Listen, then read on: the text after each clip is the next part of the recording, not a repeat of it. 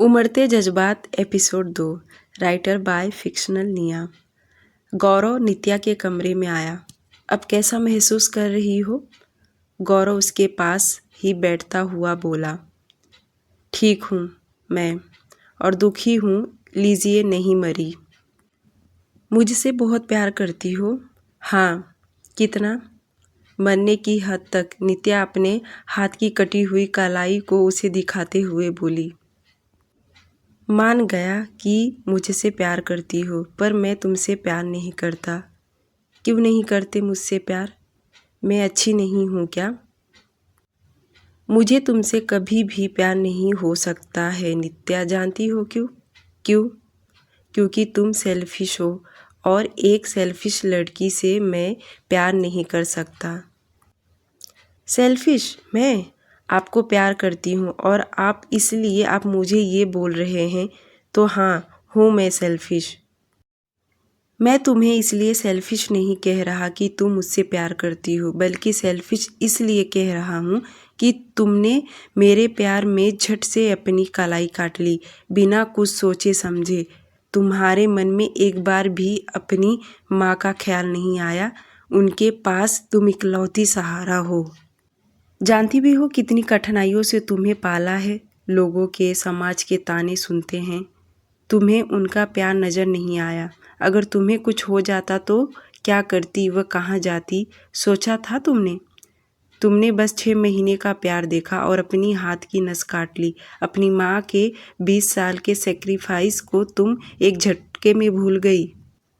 उन्होंने तुम्हारे लिए अपनी जवानी जलाई है। तुम्हारे पापा के मौत के बाद वह दूसरी शादी कर सकती थी, पर उन्होंने नहीं की, क्योंकि उन्होंने तुम्हारे बारे में सोचा। और तुम 2 दिन के प्यार में आकर इतना बड़ा कदम उठा लिया।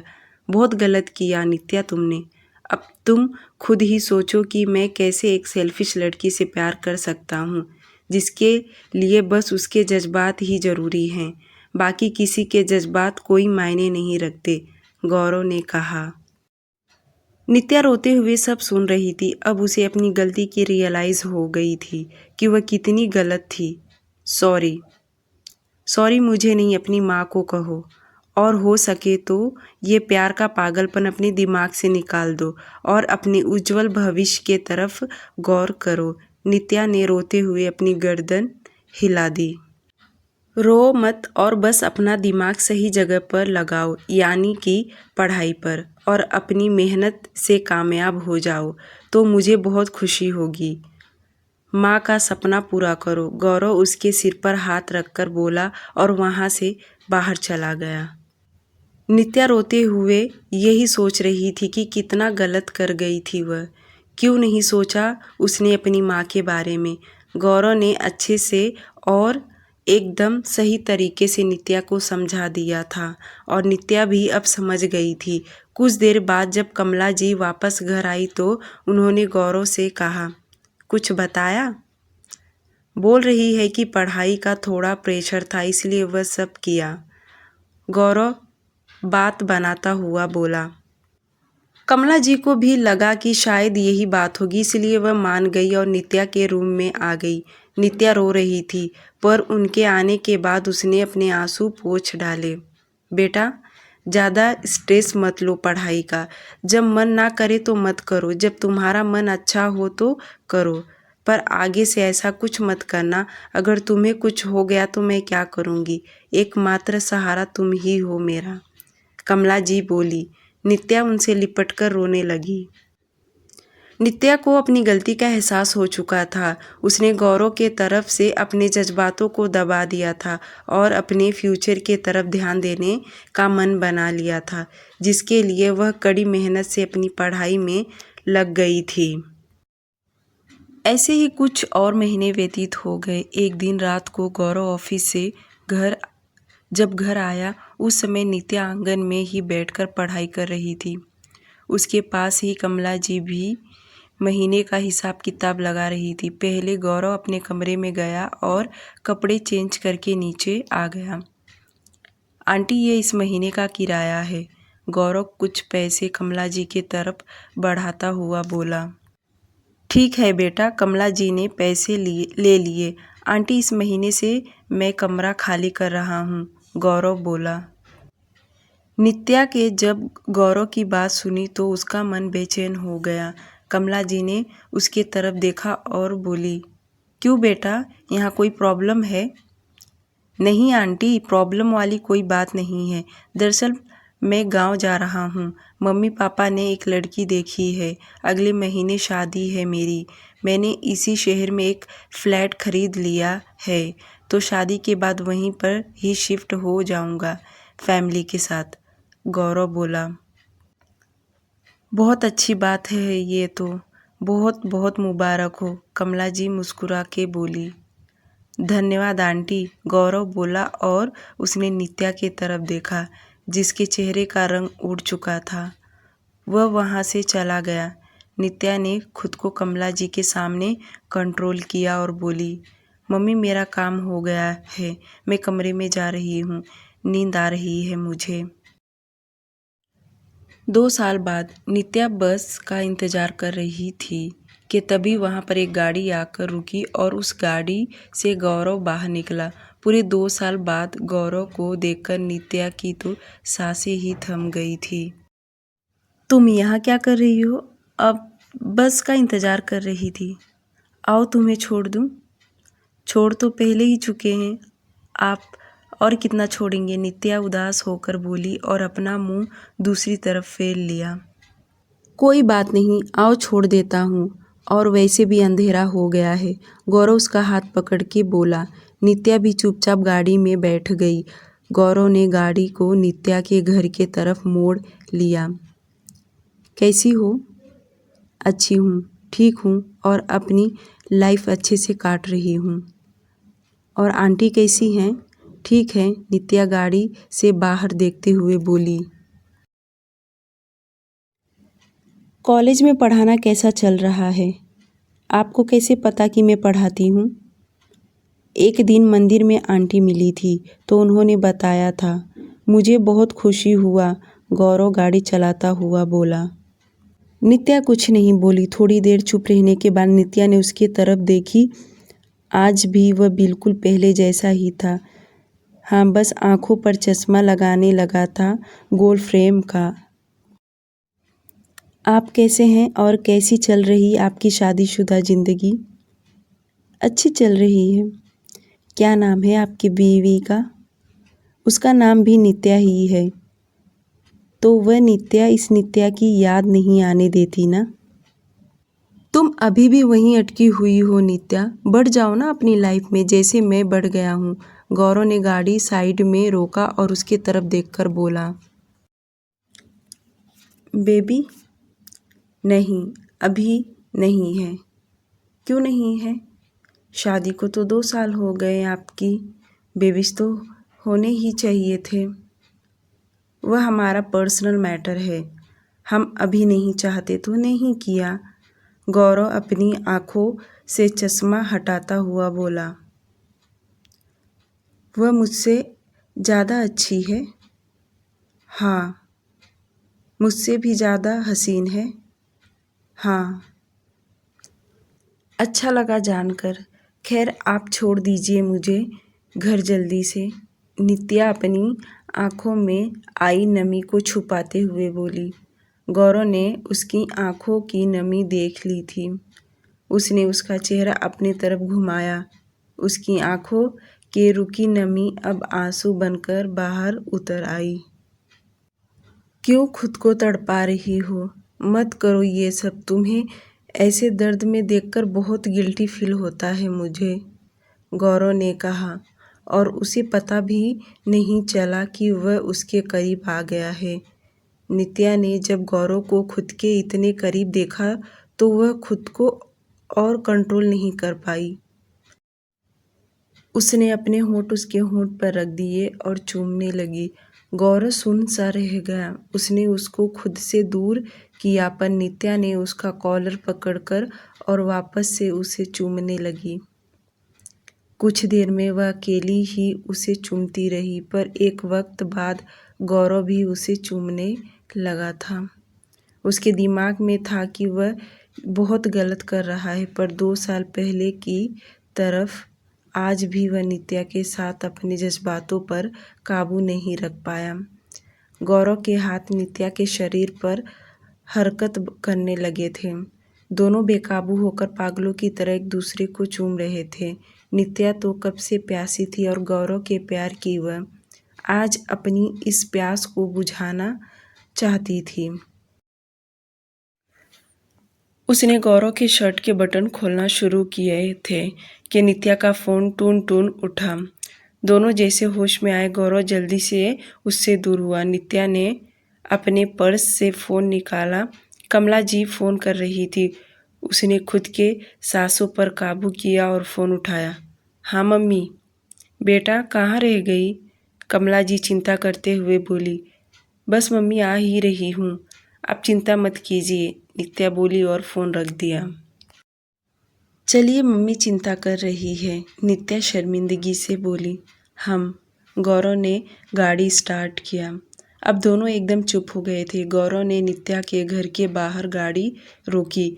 नित्या ने गौरव के तरफ देखा और अपने हाथ से उसके होठों पर लगी लिपस्टिक को हटाने लगी। गौरव एक सांस उसे देख रहा था। इसलिए हटा रही हूँ कि आपकी बीवी आपसे सवाल ना करे और ना आप पर शक करे।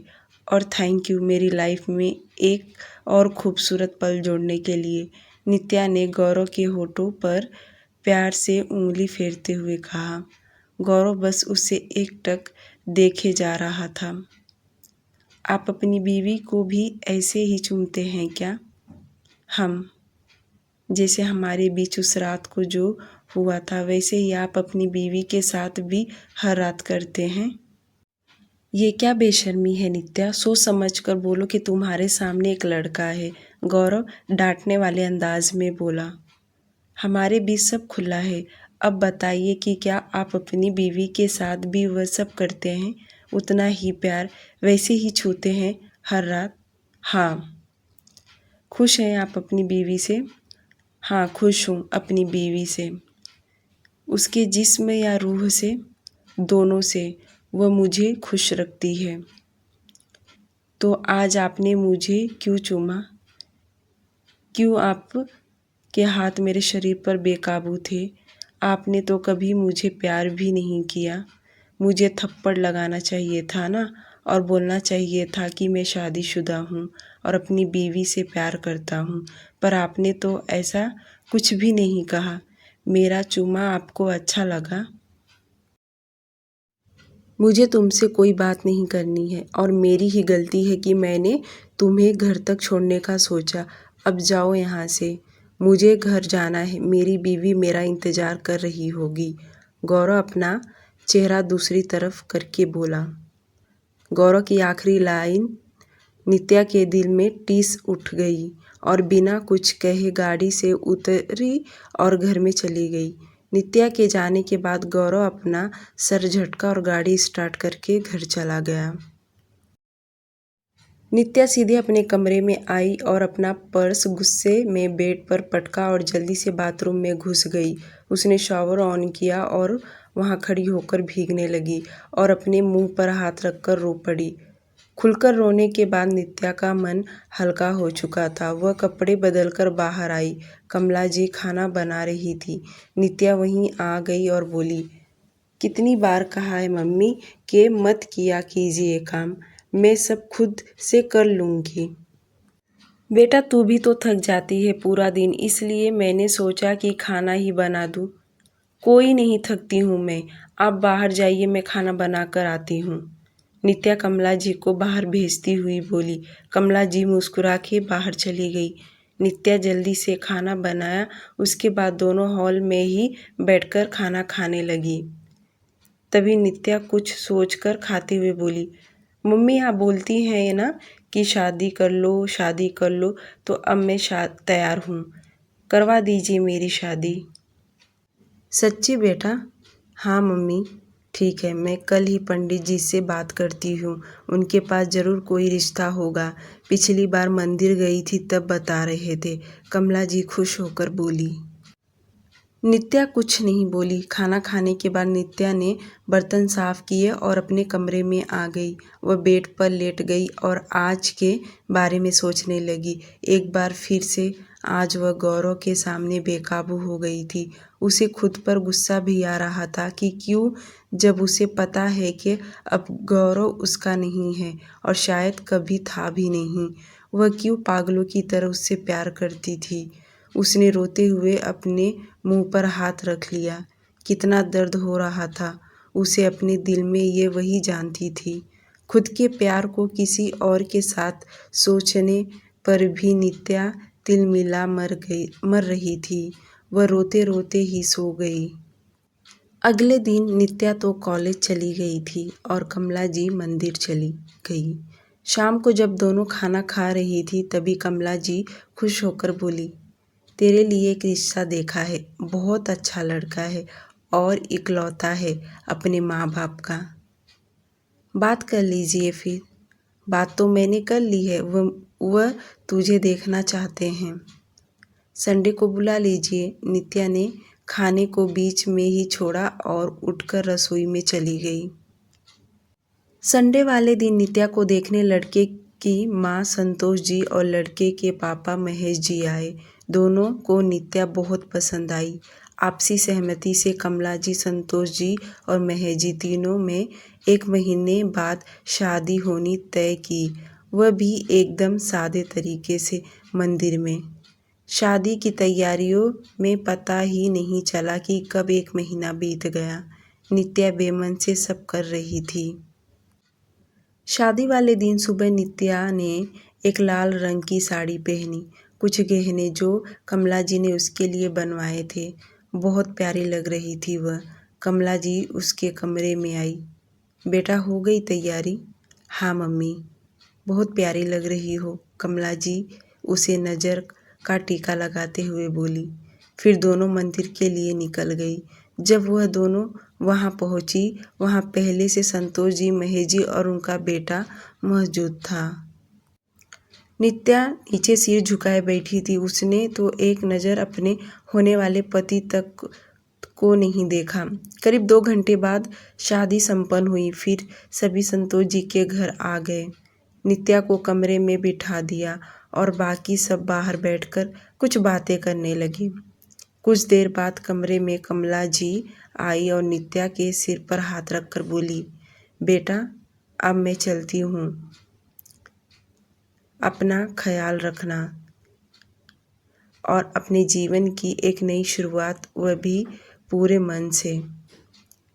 नित्या उनके गले लगकर बहुत रोई। संतोष जी ने आकर उसे संभाल लिया। कमला जी उसे अपना आशीर्वाद देकर वहां से चली गई। संतोष जी उसे आराम करने का बोलकर बाहर चली गई। नित्या ने उस कमरे को देखा। कमरा ज़्यादा बड़ा नहीं था पर अच्छा और एकदम सिंपल था। नित्या को बाथरूम जाना था, इसलिए वह उठी और कमरे में ही मौजूद बाथरूम में चली गई। नित्या जब बाथरूम से बाहर आई, उसे दरवाजे पर कुछ आहट महसूस हुई। उसने अपनी नज़रें उठाकर दरवाजे की तरफ देखा। वहां उसे लगा कि गौरव खड़ा है। उसने अपनी आंखें बंद की और एक बार और देखा कि वाकई वहां गौरव ही है। वह हैरान परेशान खड़ी उसे ही देख रही थी और वह उसे यूं परेशान देखकर मुस्कुरा दिया था। उसने धीरे से दरवाज़ा बंद किया और उसकी तरफ बढ़ गया।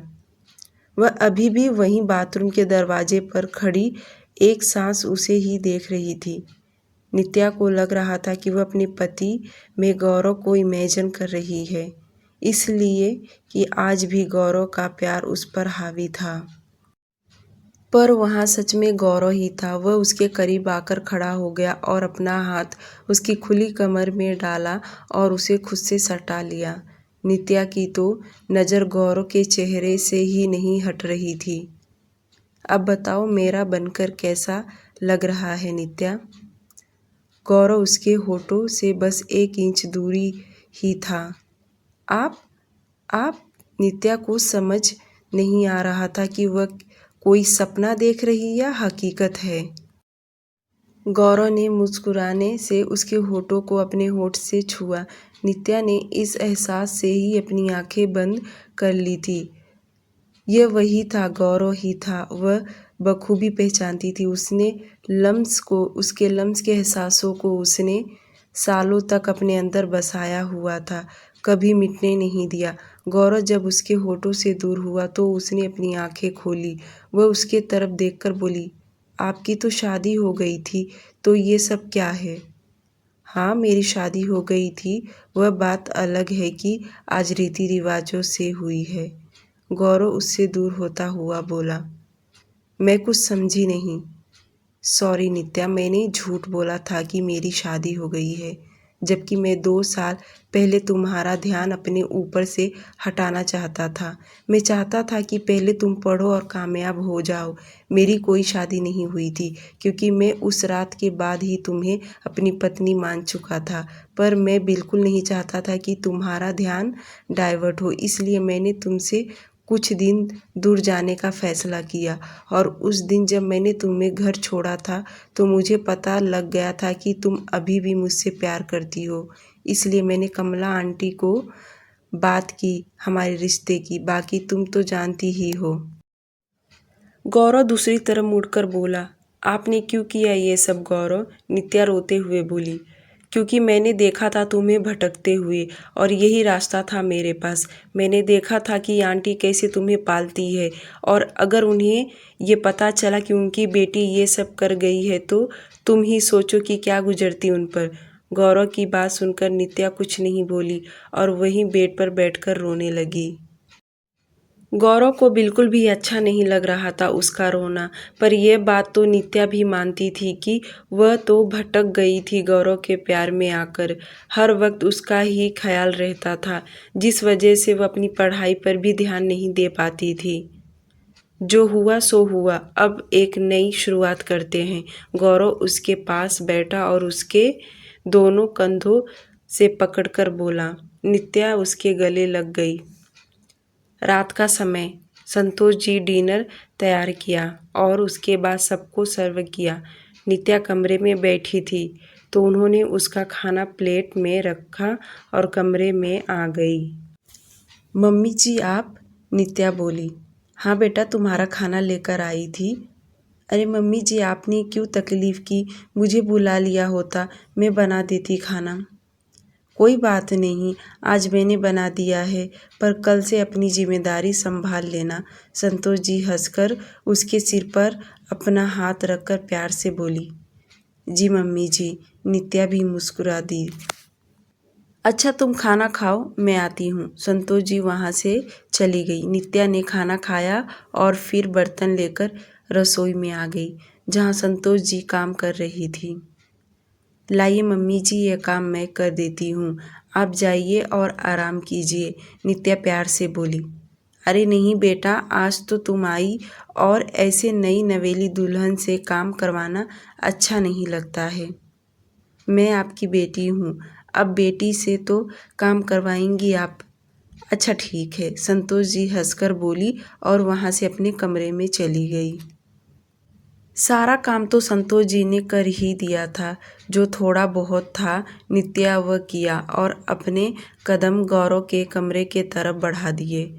उसका दिल जोर से धड़कने लगा था, अपने और गौरव के मिल के बारे में सोच कर ही। और आज तो उनकी शादी के बाद पहली रात थी, यानी उनकी सुहाग रात। आज के लिए सिर्फ इतना ही। कैसी लगी स्टोरी प्लीज़ कमेंट में बताइए और स्टोरी को लाइक और चैनल को प्लीज़ सब्सक्राइब कर दीजिए। Thank you.